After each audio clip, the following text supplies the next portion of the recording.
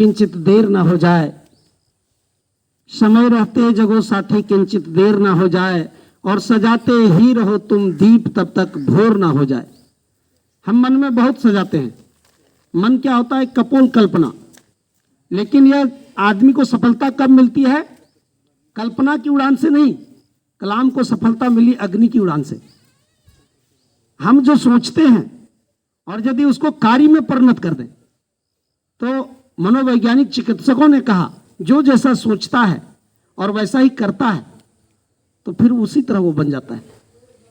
जैसे दृष्टि बदली तो सृष्टि बदली। दृष्टि कैसे? अब जब इस दुनिया को हम देखना चाहें कि हम पूरा दुनिया को पीला देखना चाहते हैं, तो सारा घर को, डेंट को, पेंट को, सारा नगर को, मोहल्ला को एक आदमी सारा पेंट किया कि हमारे घर से पूरा हजारीबाग को पीला पेंट कर दीजिए। बोलो भाई इतना आपको परेशान होने की क्या जरूरत है? कितना रुपया खर्च होगा? अगर पूरा हजारीबाग को आप पीला देखना चाहते हैं तो छोटा सा उपाय आपके पास क्या है कि आप एक 5 रुपये का जो मेला में चश्मा मिलता है ना, जिसमें पीला शीशा लगा हुआ, वो चश्मा पहन लीजिए, चारों तरफ आपको पीला दिखाई पड़ेगा। अब नहीं, अब हमको हरा देखने का मन है तो इसमें हरा कर लगा लीजिए। तो इसीलिए हमारे मनोवैज्ञानिकों ने कहा दृष्टि बदली तो सृष्टि बदली। किश्ती ने मोड़ा रुख तो किनारे बदल गए। बदला जाए दृष्टिकोण, यदि इंसान बदल सकता है, अरे दृष्टिकोण के परिवर्तन से जहान बदल सकता है। यहां क्या है? यहां आने वाले के लिए जो मोटिवेशन क्लास निःशुल्क रूप से ये स्पिरिचुअल साइंस का मंच है, इसको प्रारंभ करने के उद्देश्य क्या है कि हम जो काम कर रहे हैं उसको कुशलता पूर्वक करें। गीता कहता है योगः सु कर्म कुशलम।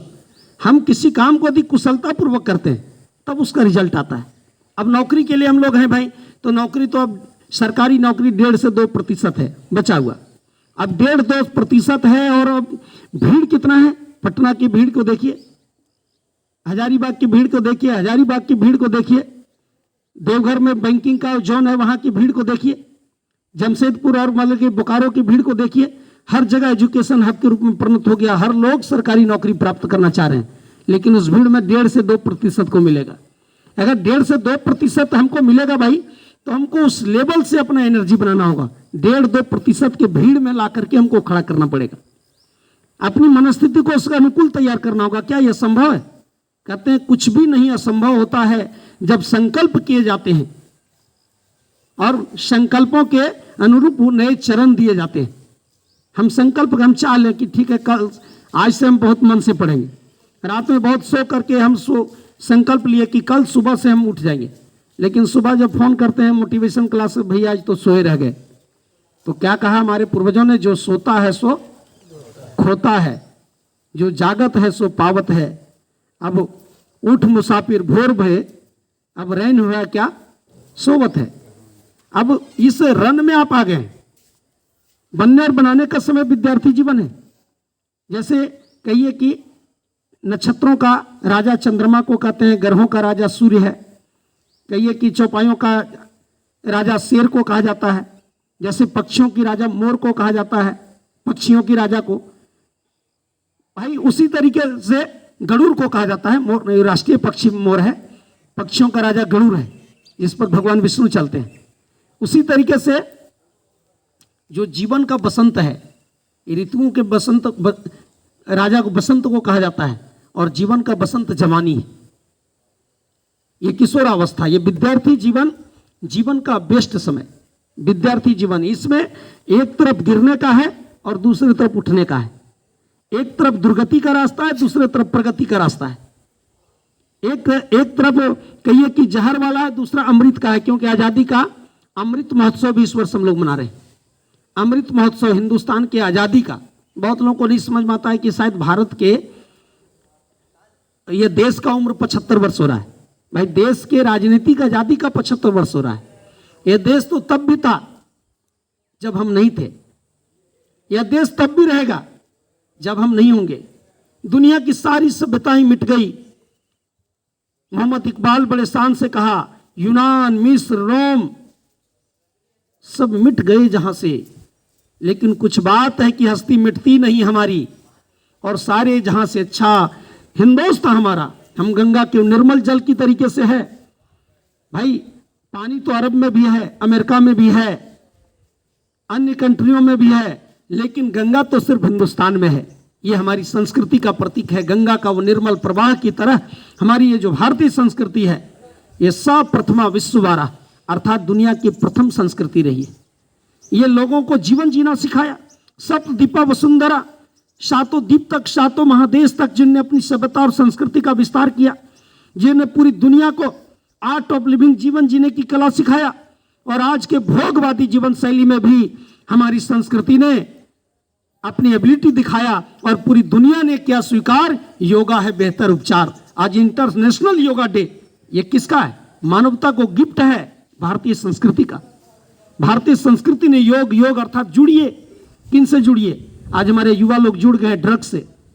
सत्यमेव जयते का पिक्चर बनाने वाले बॉलीवुड के सितारे लोग हैं, उनके परिवार के सदस्य लोग असत्य के रास्ते पर चल रहे हैं, ड्रग्स के कारण जेलों में जा रहे हैं। और जब वो जेल से बाहर आ रहे हैं तो हिंदुस्तान के ये जो मीडिया है, इनके लिए हम लोग तो गायत्री बार के लोग हैं, खराब शब्द यूज नहीं कर सकते हैं, उनको महापुरुष की तरीके से लोग प्रस्तुत कर रहे हैं।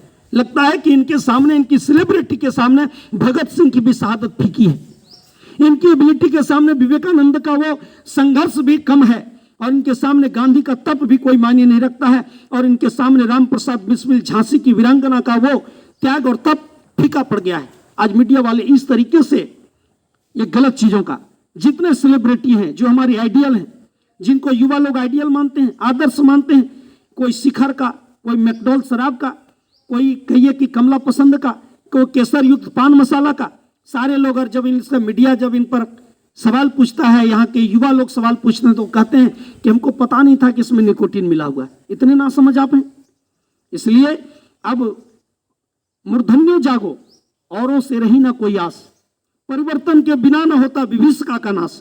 आज जो परिवर्तन की बात चल रही है, ये बॉलीवुड वाले नहीं करेंगे, जिनको हम वोट देकर के हर साल जिता रहे हैं, कर्मठ ईमानदार समझ करके अभी पंचायत चुनाव में जिनको जीत रहे हैं, एक एक बार में एक एक मुखिया जी करोड़पति बन रहे हैं, और जनता की हालत वही है। ईमानदारी आज हमारे जीवन से समाप्त हो रहा है, कर्तव्य हमारे जीवन से समाप्त हो रहे हैं, कहां से निकल कर आएगा। इसलिए मित्रों, मूर्धन्यो जागो, औरों से रही ना कोई आस। ये मुर्दे लोग हैं, ये स्वार्थ के लिए जीते हैं, अपने काम से इनको मतलब है, दुनिया से कोई लेना देना इनको नहीं है। उस दुनिया वालों को, हम लोगों को, उस दुनिया की जो ताकत है उनसे इनका कोई लेना देना नहीं मित्रों। इसलिए उस दुनिया की ताकत के सामने हमको विकल्प के रूप में खड़ा होना होगा। आज एक फिर से हमारे सामने एक युग धर्म आया है।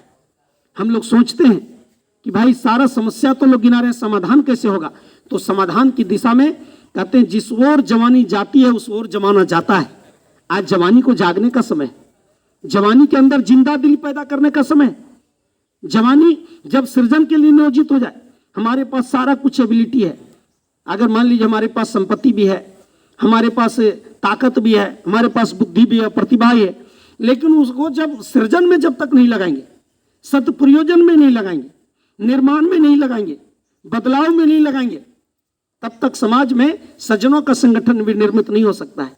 तब तक ये जो समाज में जो शोषण दोहन का क्रम चल रहा है, आज भी देश में लोग हैं सो तमाम समस्याओं से वंचित हैं, तो उन सारी समस्याओं को राजनीतिक दृष्टि से हम सुलझा नहीं सकते हैं। लेकिन हमारे ऋषियों ने कहा हम बदलेंगे, युग बदलेगा। आजादी के आंदोलन के समय के युग धर्म को जब यहाँ के नौजवानों ने पहचाना, तो हमारे बाप दादा अंग्रेजों की गुलामी कर रहे थे, लेकिन उसी में 14 वर्ष का खुद्दीराम बोस, 24 वर्ष के सुखदेव, राजगुरु, भगत सिंह, राम प्रसाद बिस्मिल, स्वामी राम तीर्थ, नेताजी सुभाष चंद्र बोस, इन लोगों ने युग धर्म को पहचाना। बोला हमारे बाप दादा ने गलती किया है, भले अंग्रेज की गठरी को ढोया है, हम अंग्रेजों को की गठरी को सिर पर लाद कर नहीं चल सकते, भले इसके लिए हमको अपनी कीमती जान की कुर्बानी देना पड़े, भले हमको नेताजी को आईसीएस की नौकरी को छोड़ना पड़ा, भले कहिए कि भगत सिंह को जमींदार के बेटे थे, अपनी जमींदारी छोड़नी पड़ी, लेकिन तब भी तन समर्पित, मन समर्पित और यह जीवन समर्पित,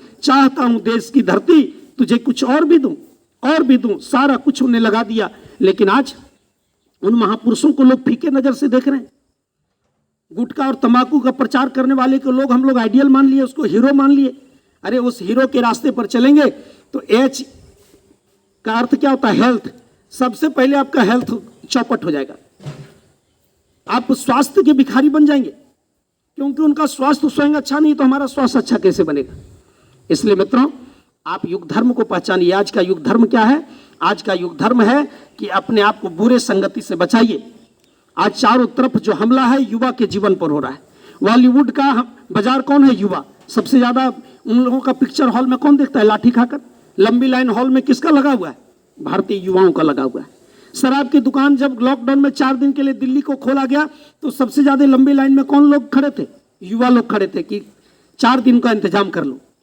भाई, शराब की लाइन में हमारे युवा लोग लगे हैं, फिल्मी कलाकारों के हॉल में हमारे युवा लोग लगे हुए हैं, तंबाकू और करने का सेवन करने में हमारे युवा लोग लगे हुए हैं, फैशन परस्ती और चाइना के माल खरीदने में हमारे युवा लोग लगे हुए हैं।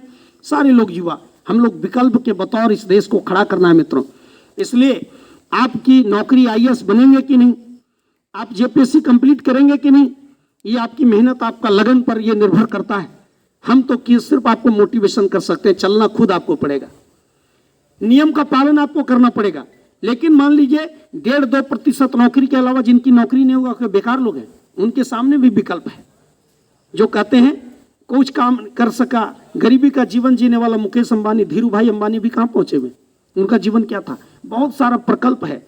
और एक बात आप नोट कर लीजिए, यदि आपने युग धर्म को पहचाना, अपना स्वास्थ्य को बेहतर बनाया, अपनी बुद्धि को गलत संगति से बचाया, मन लगा करके आपने पढ़ाई किया, आपने यदि ब्रह्मचर्य का पालन किया, अपने एनर्जी को यदि आप बचा लेंगे, तो पूरी दुनिया भारतीय युवाओं का स्वागत करने के लिए तैयार है। सारे जहां से अच्छा हिंदुस्तान हमारा, क्योंकि पूरे यूरोपीय देश में जो संकट आने वाला है वह सबसे बड़ा अकाल क्या होने वाला है? जवानी का अकाल।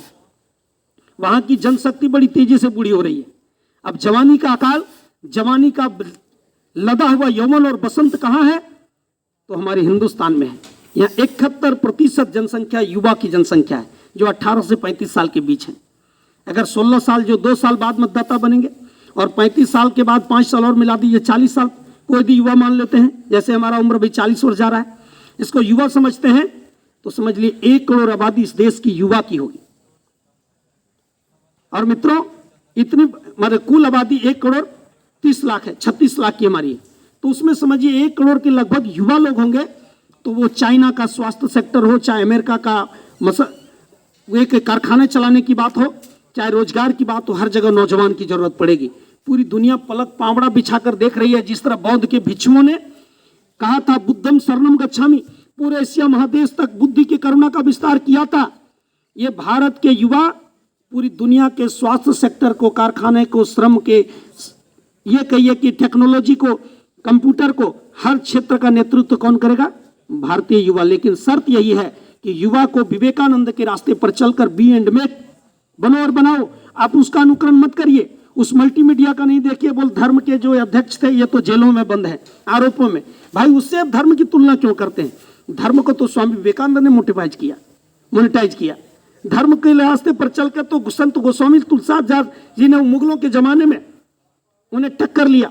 वो संत कबीर ने धर्म और अध्यात्म की परिभाषा को व्यक्त किया, जिसको इब्राहिम लोधी हाथियों से कुचलवाया, पहाड़ों से गिरवाया, नाना प्रकार के अत्याचार किया, लेकिन कबीर जी से माफी नहीं मंगवा सका। वो सूरदास के अध्यात्म को देखिए, जो उन मुगलों के जमाने में उन्हें कहिए कि अपने अध्यात्म रूहानी ताकत के बल पर माफी मांगने के लिए मजबूर कर दिया। ये संत की ताकत होती है, ये हिंदुस्तान के सुधारक की ताकत होती है, ये हिंदुस्तान के शहीदों की ताकत है कि फांसी के फंदे की ओर बढ़ रहे हैं, लेकिन तब भी उनको मरने का कोई गम नहीं। और बड़े जैसे नेता लोगों भी बड़े मजे से, मुखिया जी लोग देखिएगा जिनका जमानत जब्त होने वाला है, वो भी माला पहन कर बड़ा खुश होता है। उससे भी ज्यादा खुश हमारे भगत सिंह थे, फांसी के फंदे पर चल रहे थे और वो माला, वो फांसी लग रहा था कि हम भारत माता के फूलों की हार पहन रहे हैं। तो हम युवाओं, जो भगत सिंह ने कहिए कि वो फांसी का हार पहन लिया, कि हम चुनौतियों का हार नहीं पहन सकते हैं, आज की समस्याओं का हार नहीं पहन सकते हैं, आज के कहिए जो युग धर्म है उसको अपने जीवन में धारण नहीं कर सकते। आगे बढ़ो युवाओं। स्वामी विवेकानंद ने कहा तुम सिंह की संतान हो, अपने आप को पहचानिए। इसलिए गुरुदेव का एक बुक आप लोग जरूर पढ़ेंगे, मैं क्या हूं, व्हाट एम आई। हमारा जीवन क्या शुरू हुआ? Before birth, before death. जन्म लिया और मर जाना। क्या जिंदगी मरने के लिए मिला है? नहीं, जिंदगी कुछ करने के लिए मिला है, जिंदगी इतिहास बनाने के लिए मिला है। अब हमारे सामने आजादी का इतिहास नहीं आने वाला है, हमारे साथ अब विवेकानंद के साथ चलने का मौका नहीं है, लेकिन जिस जमाने में हम और आप पैदा हुए हैं, ये वर्तमान समय की जो समस्या है, उस समस्या के समाधान में यदि आप हाथ बटाते हैं, आप एक संजनों के संगठन के साथ जुड़ते हैं, तो वो आपके किसी भी चीज को और बेहतर बनाने का कार्य करेगा, आपको सफलता के मुकाम तक पहुंचाएगा। जैसे आज पर्यावरण का संकट, 21% जंगल रह गया है, डेड बॉडी जलाने का पर्याप्त मात्रा में स्मशान घाट पर लकड़ियां नहीं मिल रही। हम अपने जन्मदिन पर एक पेड़ हर साल लगाएंगे, केक नहीं बल्कि एक पेड़ लगाएंगे। कहां से लाएंगे ऑक्सीजन? एक वृक्ष लगाकर स्वयं करें उसका उपार्जन। हम अपने जीवन को व्यसन मुक्त बनाएंगे और अपने साथियों को भी नशा छोड़ने के लिए प्रेरित करेंगे कि छोड़ो कल की बातें, कल की बात पुरानी, नए दौर में लिखेंगे हम मिलकर कहीं नहीं। हमारे बाप दादा गलती किए, लेकिन हम लोग नशा के चंगुल में नहीं जाएंगे। इतना छोटा तो संकल्प ले सकते हैं। हम अपने स्वास्थ्य का संवर्धन करेंगे, हम नेचुरल आहार, प्राकृतिक आहार की ओर लौटेंगे। हम मूंग चना का अंकुरित अनाज खाएंगे, हम खीरा, ककड़ी, तरबूज, जो प्राकृतिक फल, जो ऋतुओं का जो साग सब्जी है, इसको खाकर अपने को, हम क्यों चाउमीन और चाट खा करके अपने स्वास्थ्य, अपनी जीवनी शक्ति को बर्बाद कर रहे हैं? आज 25 साल हमारा हो गया इस मिशन में, 40 साल का उम्र जा रहा है। 30 साल के नौजवानों को देखते हैं, वो लगता है बूढ़ा हो गया है, उनके चेहरे की झुर्री पड़ गई है, ओठ सूखा सूखा लग रहा है, आंख लाल लाल दिखाई पड़ रहा है, लगता है कि पूरा अच्छा से नींद ये पूरा नहीं किए, ऊंघा ऊंघा शरीर लग रहा है, निराशा में उनका जीवन जा रहा है और तनाव आता है। तो दशहरा के पहले एक जमुआ का बालक यहीं हजारीबाग में फांसी लगा करके सुसाइड कर लेता है। क्या जीवन इसीलिए हमारे माता पिता हमारे लिए मेहनत किए थे? जिंदगी जिंदा दिली का नाम है, मुर्दे खाक जिया करते हैं। इसलिए अपने जीवन के मूल्य पहचानो। B for birth, D for death, बीच में सी है, सी फॉर चॉइस। अपने अंदर एक ऐसा बेहतर चॉइस, अपनी इच्छा आकांक्षा को इतना मजबूत बनाइए, जिनकी आकांक्षा, जिनकी इच्छा प्रबल हो जाए कि हम अच्छा चीज करेंगे, अच्छे लोगों के संगत में रहेंगे। तो ये 4 सूत्र को अपने जीवन में आप आज लेकर के जाएं। A for aim, B for best, C for confidence और डी फॉर डिसिप्लिन। अब बच्चों की तरह नहीं ए फॉर एप्पल ही खाते रहेंगे, पढ़ते रहेंगे, बी फॉर बॉल ही खेलते रहेंगे, सी फॉर कैट बिल्ली के साथ नाचते रहेंगे, और डी फॉर डॉग उसके जैसा हम लोग आचरण करते रहेंगे। कोई हमारे जीवन का मूल्य नहीं, जीवन इसलिए नहीं मिला है। तो जीवन बड़ा महान भाइयों, जीवन बड़ा महान। इस काया से ही जन्मे हैं राम कृष्ण भगवान। इस काया को आप पहचाने, अपनी जीवनी शक्ति का संवर्धन करें, मन से पढ़ाई करें। 20 मिनट तक रोज एवरीडे आप जैसा यहाँ देखें, 20 मिनट कंप्लीट उगते हुए सूर्य को बंद आंखों से ध्यान करें। और गायत्री मंत्र जो उनका मोबाइल नंबर है, इनके साथ साथ आप मन ही मन दोहराएं। आपकी एबिलिटी, आपकी पर्सनालिटी, आपका व्यक्तित्व, आपका स्वास्थ्य, आपकी बुद्धि, सारा कुछ निखर करके आप एक स्वस्थ इंसान के रूप में, एक बेहतर इंसान के रूप में 2-3 महीना होते होते महसूस करेंगे। आपकी बुराई जो आपको अभी परेशान करता है, चाहते हुए आप नहीं छोड़ पा रहे हैं, एक दिन ऐसा आएगा कि आपको बुराई छोड़ने की जरूरत नहीं पड़ेगी, बल्कि बुराई आपको छोड़कर चली जाएगी। इसलिए गांधी जी ने कहा, हम बुराई से घृणा करेंगे, बुरे लोगों से नहीं। इसलिए गायत्री वार का यह संकल्प है, सब हमारे भाई हैं, उनको हम लेकर साथ चलेंगे। आइए इस शुभकामना के साथ अपनी वाणी को यहीं विराम देते हैं। धन्यवाद, नमस्कार। सभी साथियों को बहुत बहुत उज्जवल भविष्य की कामना करते हैं।